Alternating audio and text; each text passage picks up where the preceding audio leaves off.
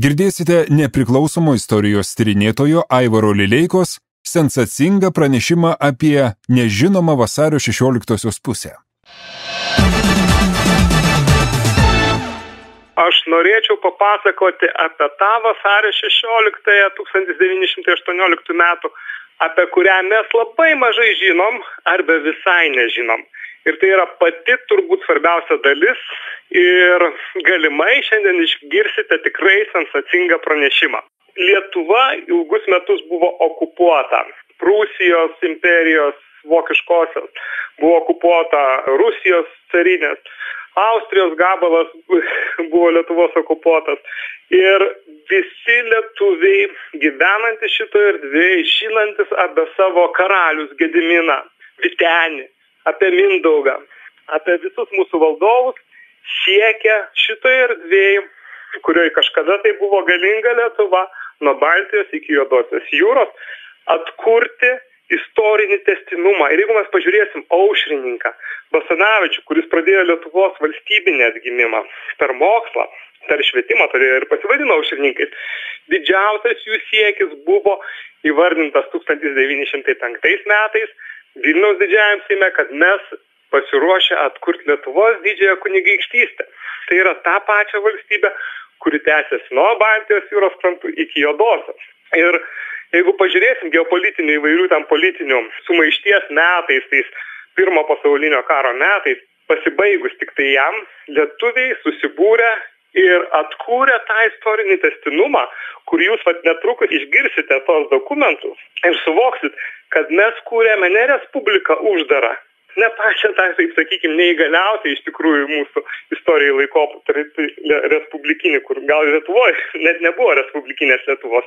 Dabar jūs išgirsite dokumentus, kuriuose bus aiškiai apibrėžta, koksai valstybės statusas buvo atkurtosios valstybės 1918 vasario 16. Pirmiausiai mes visi žinome, kad akto vasario 16-osios originalo nėra rasta.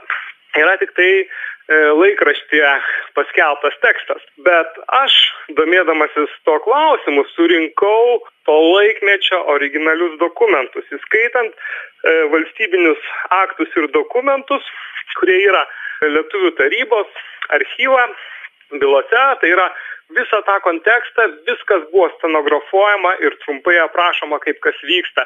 Ir tai, ką jūs girdėsite, tai yra Basanavičiaus, tai yra Smetonos, tai yra Šerno, Staugaičio ir kitų pasirašiusių vasario 16-osios aktą, signatarų, pirminė medžiaga. Pirmiausia, aš perskaitysiu keletą ištraukų prieš pat vasario 16-ąjį vykstant. Pabuskit lietuviai, klausykit ir padabokit. Visi mus nori surinkti, vienos giminės draugus ir suvienyti į valną, tai yra laisvą, bei savotišką Lietuvą, kuri daugiau nebus sudraskyta, bet stipri bei galinga karalystė. Kitas dalis dokumento. Dabar atėjo valanda pasauliui pasakyti, kad mes dar gyvi, kad mes su Lietuva didžiąja esame vienos motinėlės vaikai, kad tą mūsų priešininkai per šimtmečius išardė, dabar vėl laikas suvienyti. Viena giminė, viena kalba, viena žemė, viena valdžia. Ir dabar aš skaitau iš dokumentų tautinės tarybos. Pirmoji valstybė, kuri pripažino, tai buvo 1918 metais, kovo 23 dieną vokiečiai. Tai yra vokiečių imperatoriaus Vilhelmo raštas, kurio pareiškė pripažįstas Lietuvą, laisvą ir nepriklausomą valstybę. Toliau seka dokumentai. Aktas, kurio Lietuvos taryba kviečia Vilhelmą Herzog von Urach, Graf von Wünterberg apimti Lietuvos karaliaus sostą. Pasirašo tą dokumentą Smetona, Lietuvos tarybos pirmininkas, Staugaitis, Lietuvos tarybos vicepirmininkas, Šaulys, Lietuvos tarybos vicepirmininkas, Šernas, Lietuvos generalinis sekretorius. Toliau sekantis dokumentas yra Lietuvos valstybės tarybos nutarimai. Pirma, Lietuvos valstybės taryba laiko Lietuvai tinkamą valdymo formą konstitucinę paveldimą monarchiją.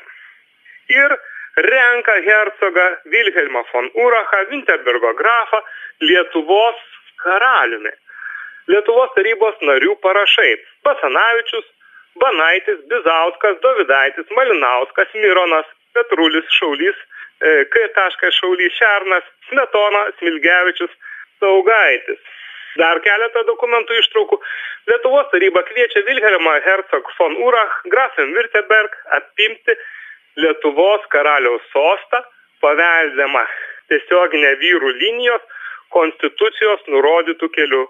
Karalius pasirenka Mindaugo antrojo vardą ir apima Lietuvos sostą šiomis sąlygomis. Yra išvardintos visos sąlygos, kuriame Urachas prisiema įsipareigojimą kalbėti, išmokti lietuviškai ir vartoti, kaip čia jisai parašyta dokumente. Lietuvių kalba yra ne tik oficialinė valstybės kalba, bet ir karaliaus rūmų kalba. Karaliaus rūmų valdininkai turi būti lietuviai, kurie kalba lietuviškai. Ir pasirašo Smetona, Staugaitis, Šaulys, Šernas ir prierašas, išnašose, o pabaigoje yra parašyta: aš priimu aukščiausią pareikštą pakvietimą man ir mano tiesioginės linijos įpėdiniams apimti Lietuvos karaliaus sostą ir sutinku su visomis aukščiau išdėstytomis sąlygomis. Vilhelmas Herzog von Urach, Grafen-Württemberg, Mindaugas II. Todėl tų dokumentų mes, gerbėmieji klausytojai, greičiausiai ir nerandame, kad 1918 metais vasario 16 akte buvo įrašyta vietoj žodžio valstybė, kad atkuriama yra greičiausiai įrašyta Lietuvos karalystė. Tai yra iš tikrųjų sensacija ir ta sensacija yra ne mano sugalvota, o visų dalyvavusių vasario 16 akto pasirašyme signatarų dokumentuota medžiaga, kurią mes praleidome. Taigi sveikinu visus su Lietuvos karalystės atkūrimo diena ir su Mindaugo antrojo įteisinimu soste Lietuvos karalystės. Kalbėjo nepriklausomas istorijos tyrinėtojas Aivaras Lileika.